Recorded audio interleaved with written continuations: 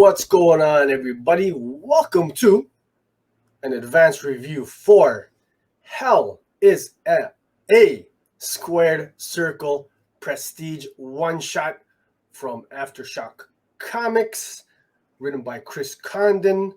Artist is Francesco Biagini. Colors courtesy of Mark Englert.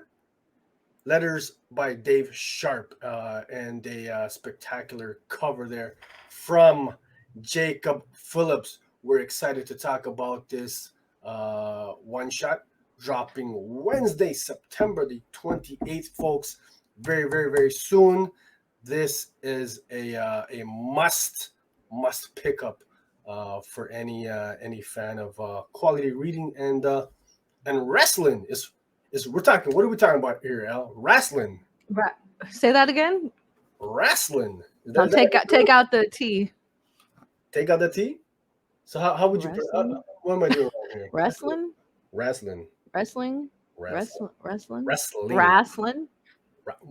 There you go. You got that. I feel like you hit the nail on the head there, folks. So how is this? I was about to say I am a plumber, but what does that have to do with hammers, right? different career. Oh man. So Chris Condon is the is writer extraordinaire on this one. You guys know him from that Texas Blood. With this one, L, is it fair to say he continues his mastery of the noir genre? Yes. Simple yes, to the point. To the point. Yes. So he with this one he's a mashup of the noir and wrestling genres. Didn't know that we necessarily wanted this, but after reading and horror, but after reading this, absolutely need more of it. I'm sorry. What was your comment there, Al? I said in horror. Horror, yes. Horror. Yes. It's on that, little bit of horror vibes, but for sure. Something similar to like the old EC stuff that you're familiar with, Al? Yes, kind of. Also got vibes like Poe, like Telltale Heart. Not familiar. There's a Simpsons episode. I'm sure you could. Yeah. He'll speed you up on. I got like Tales of the Crypt vibe, Mm-hmm. Horror adjacent, not a straight up horror, but those elements, Mm-hmm. You likened it to something like a cautionary tale, is that right? Or like a warning story, a parable at times. And also we talked about this prior to recording. Definitely big Montreal Screwjob vibes. Am I right? Wrestling. There's definitely a lot of Easter eggs for fans of wrestling. One of them. Well, you know what? We'll get into that a little later. Let's get into the story first before we digress too much. So yes, a wrestling noir drama, folks, that I guarantee you will have you in your feelings in some kind of way. Full range of emotions with this one. Mostly though, I would say leaning towards what would you say, Al? Disgust, revolting. There were scenes where I heard the squishes in my head and I didn't want to hear them. So I will say the writing and the art really play each other up in terms of suspension with the horror elements of the story. For sure. Sad boy hours for me. It was kind of depressing, which I mentioned on the show last week. I said I kind of was in a funk, and then I read it 2 more times, and I said, and I think by this last time that I read it, like I really just enjoyed it overall for what it was. But like definitely that first time I read it, I was like, wow, like life, man. Life definitely had me feeling for our boy, our main character. Well, let's not affiliate ourselves with him as our boy, but That's my boy. That's Teddy my Walsh, boy, man. Hey, Big Ted. I felt for the dude, man. My man just had a rough go at things. So main character by the name of Ted, and check out this fantastic name, the Irish Mooska. Ted the Irish Mooska Walsh. He's our main character. He is a third tier or C character villain in the wrestling circuit. He is a character, a person who just can't seem to get out of his own way. Feel like he's got good intentions at heart, but man, just making some poor decisions, some poor life choices. Would you say that's fair, Al? Well, let's just be a little bit more harsh on Teddy. Okay, you're gonna lean towards harsh on it. Okay, Teddy's a piece of shit. He's awful, and he's set up to be a sympathetic character initially, and you kind of feed into it. Like you're like, yeah, like you're always traveling, you're always on the road trying to provide for your family, and you're in this sport that's physically and mentally tough, demanding. Yeah, there's a lot at stake, and then we find out it's his birthday, and he's like, he's alone in this bar, and everything's just not how he needs it to be in life. And then little things start to peek out, and one, which is, I don't feel spoilery, is he's like, can I use the phone, call my daughter, it's my birthday. It's my birthday, can I call my daughter? And he calls, and he's like, what, I haven't seen her in 4 months. And his ex is like, a year. A year. And when I first read it, I thought it was the daughter's birthday, but no, it was his birthday, which again lends to his need. And then the crying, look at the crying here in the bottom right, these actor tears. He's very tears. Those were not real. I don't believe that. Those were like when you had one too many and you're already emotional about something else. Let me let out this little ball of wetness. And so he has a pattern, a record of doing things under the guise of others, but it's all for self. I can't pay child support because I'm paying for her schooling in 15 years. Like, is that how it works? And so just over and over again, making these mistakes, both in his personal and professional life. Yeah, I would agree to an extent. Where I'll disagree is I don't think necessarily he's written as a sympathetic character or someone who I would say that sympathize with. I think this is a guy who's layered like everybody in real life, No, but he's definitely written as him seeking empathy. He's in the beginning when he's telling his story, he's trying to get the audience on his side. And then slowly the outside is showing us that he's not the person who he says he is to the audience, if that makes sense. Yeah, I think that's more so like a trait of maybe someone who, a little. He's an unreliable narrator. Huh? I'm saying that's more for me. I think that's more so a trait of someone who's got narcissistic traits. Very very self-centered. Relatable or. Yeah, I feel like he's an unreliable narrator, but I absolutely do. You think so? So because there again, I'm gonna disagree because I feel like he's telling it like it is. So folks, this book it's told in the first person narrative, in a noir fashion. But I wouldn't necessarily say he's. I think we're gonna men are from Mars, women are from Venus with this one. Because I'll tell you why though, Al. Because I mean, he early on he says that he admits that he's the one who's getting in his own way. He recognizes that he's his own worst enemy.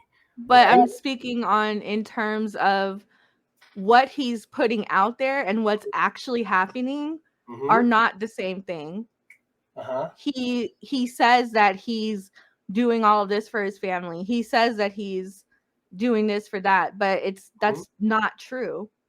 He's selfish. This is all, even when he does, there's certain parts of the story where things happen and they start to happen very quickly, and rather than do the things that he set out to do with these ill-gained things, he squanders it quickly. And again, he says, and there's motivations behind that, but again, you're telling us that you work so hard, you do this, you do that, and it's very much not in reality. And again, like you said, maybe at one point his intentions are good, but he quickly spirals out of that in every situation. Yep, and he's stuck in this circle, in this cycle of I mean, to put it simply, just making these bad choices. Also, the art. If we're to believe that this is his perspective, he very early on we see that he sees demons. He's blaming his own anger and his own shortcomings on outside forces that he can't control. Yeah. And so to me that's like the definition of an unreliable narrator. You're telling us things, but we're seeing, hearing, and like reading all kinds of different things that go against what you're telling us. Okay. A question perhaps for us to pose to Mr. Chris Condon on Sunday. This Sunday, we've got he'll be a guest, folks. Live Sunday, September the 25th, 11 a.m. Eastern. We're talking Hell is a Squared Circle. Got lots of questions. I hope you're taking down notes. So that's a good something for sure we're gonna have to talk to Chris about. So Ted the Irish Mooska, a wrestler, a villain no less. He's tired. Here's a guy who's tired of being the bad guy. In his personal life, with his strange relationship with his daughter, doesn't get along with his ex, baby mama drama. He's tired of being a villain in the ring. He decides. We find this character. He decides to kind of. He's tired of it. Let's change it. Let's change it up. But how he's trying to get there, the choices he makes, not conducive to perhaps getting to a point in life where he'd like to get. To be the good guy, so to speak. And there you see the demon you were referring to earlier. The demon. This guy clearly is battling demons. Probably an alcoholic. Probably is an understatement. This story really explores too which I really appreciated, because I feel like in wrestling, it's so much of it is performative, right? And so there's a point in the story where they start to explore the difference between a performative fighter and an actual fighter. And I thought that was a really cool thing to explore narratively, because I think a lot of people, especially when you're a kid, you see these wrestlers and you're like, oh, they're badass, like they could take anybody. And then it's like you get grown a little bit and you're like, we know show muscles versus fight muscles. So I thought that was a really cool aspect of the story. And then there's like there might be a potential Beyonce link. Oh, you think so? There might be a link to Beyonce in this. What is that? Where's that coming from? And also take note of this to bring up to Chris. There's a character in here named Carter Knowles. Oh. So maybe potentially uncle, cousin, brother. Gonna have to ask him about that. Yeah, like we were saying, there's lots of Easter eggs though. Definitely influences taken. What was that event? What's the name of that event? Yeah, the Great Canadian Scandal. The Montreal Screwjob. And for those who aren't familiar, Bret Hart was leaving to go to WCW. Vince didn't want him to leave as the champion, So nobody wants to take credit for anything, of course, because Vince is a piece of shit, IRL. Mhm. But they screwed they had Sean beat him, and he lost. He left a loser. No, you pointed out the visual Easter eggs for the hearts. Yeah, so not to go too much into, not to get into too much spoiler territory, but the main character finds himself good old Canada in Alberta, which for those who are fans of wrestling know, Alberta's got a rich history, right? Wrestling tradition, culture of wrestling, specifically the Hart family, right, located in Calgary. So that was pretty cool. And then later on in the story, you got a little Easter egg there: the Hitman Bar and Grill. The Hitman Bar and Grill. The story itself even parallels a lot of the same kind of wrestling tropes, and even real life incidents that occurred. There's situations that Ted finds himself in or puts himself in, actually, that lead to similar results of real world wrestling incidences. And the whole thing is just him trying to figure out how he can go from heel to face. And I think for Ted, he thinks it's real easy. But when you're somebody with that much anger, which I felt was really important too, because you see all these athletes with these brain injuries and other things, and you see wrestlers and other athletes doing sports entertainment that are suffering the same consequences as athletes that are doing more traditional sports, and even snapping in some incidents mentally. And so I think for Ted, his mental health and his physicality came to a head and joined forces to create something that was monstrous. Absolutely, Al. And so I mean that one of the great things about this book is this fully fleshed out character, right? Chris and the creative team do an amazing job of getting us fully emotionally invested in these guys. I know you said you didn't feel too bad, no pity for our boy Mooska. Oh, But no, I didn't. I was like, listen, man, he's just. I didn't feel any pity, but I also am not one to empathize with somebody who manipulates emotions as a career. And I feel like his whole life has been woe is me. And at a certain point, you have to switch that off and be like, are you going to be about it, or are you going to keep, whining about it? And I feel like he thought he did to an extent. And, he tries to put things in motion that, again, is getting in his own way, just, and I think he's a fantastically written character. I feel like he's probably one of out of all the characters we've read in either one shots or mini this year, he stood out the most. Like, I'm gonna remember this story for sure. I'm gonna remember Ted. I think you even said that you're dressing as Booska on Sunday's show. Hey, you guys are gonna have to tune in to find out if I've got anything cooked up. Am I going as Booska or Mooska? Well, depending on vibes. Or perhaps you can show up as our good old boy Steve Carey. Yeah. Or as Sleazy Stevie, as I like to refer to him as. That's weird, because you texted me. Why does he look like a sexy Stevie? And I said, why would you say that?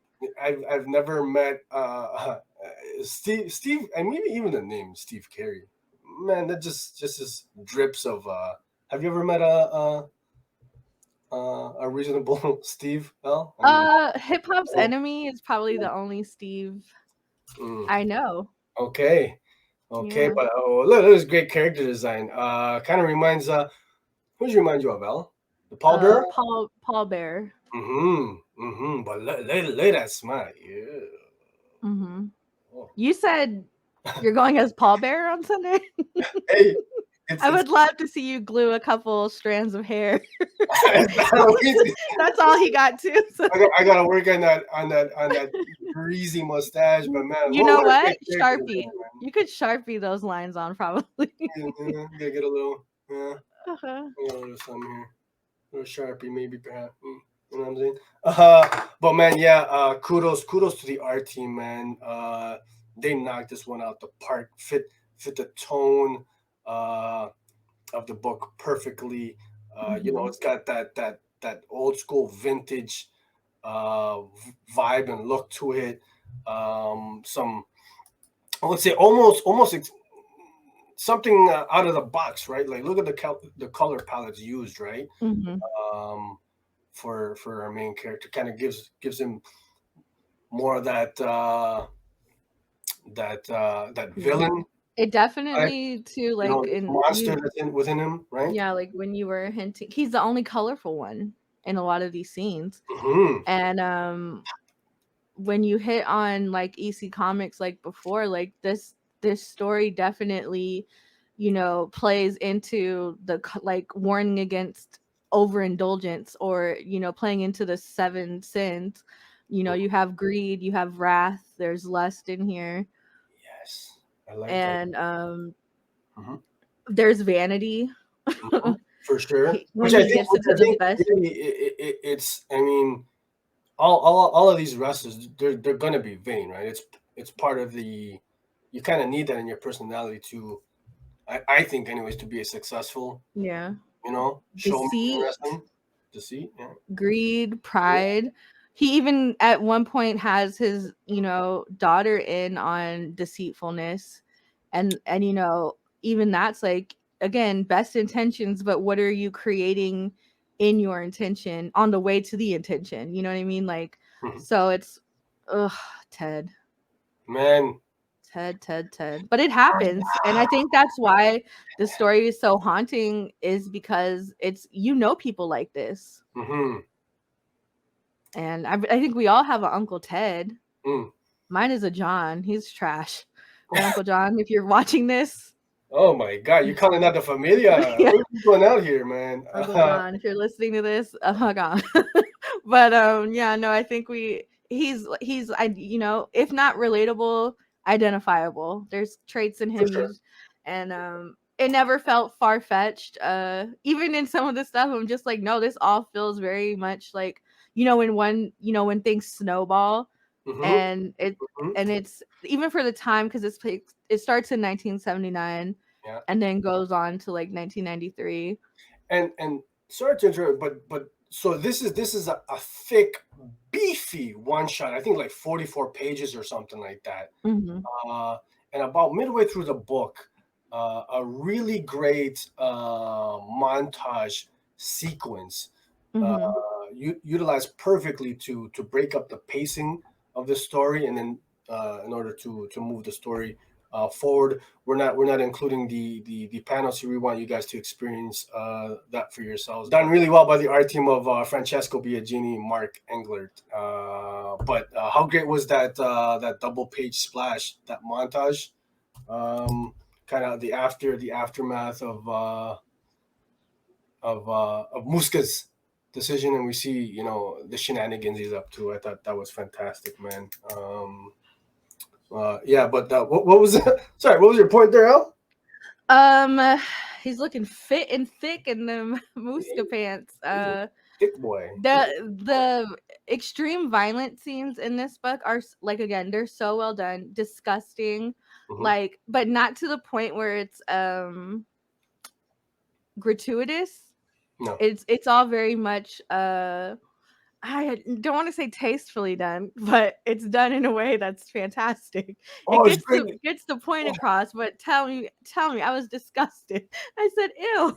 Hell, there was one panel that I really wanted to include, but I said no. I want everybody to just kind of see it for themselves.